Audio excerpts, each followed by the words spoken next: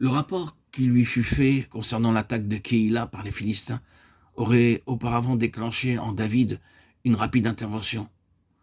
Mais à présent, les choses ont changé. Que fit David? Il consulta l'Éternel.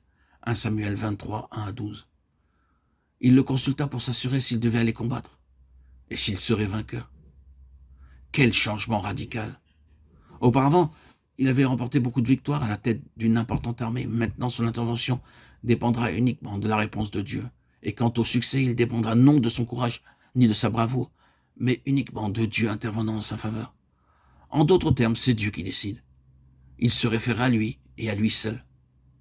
C'est au pied du Seigneur que de telles leçons sont apprises. Mais de telles leçons demandent une donation sans réserve, parce que Dieu va avoir l'entière initiative dans ce qu'il entreprend.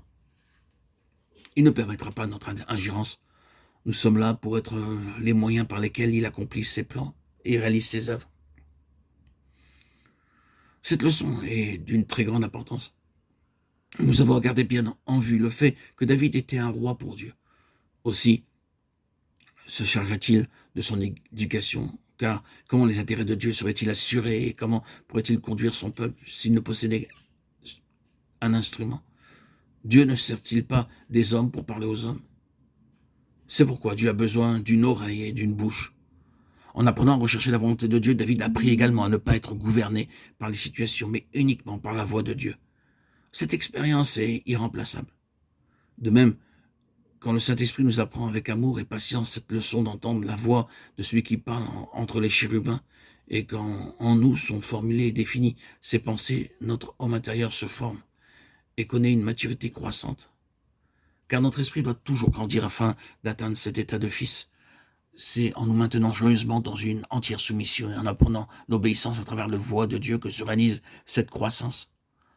La parole adressée par Dieu au prophète Samuel concernant David est aussi pour nous. Dieu veut que nous soyons des rois. L'Église est un corps élu dès avant la fondation du monde. Éphésiens 1,4.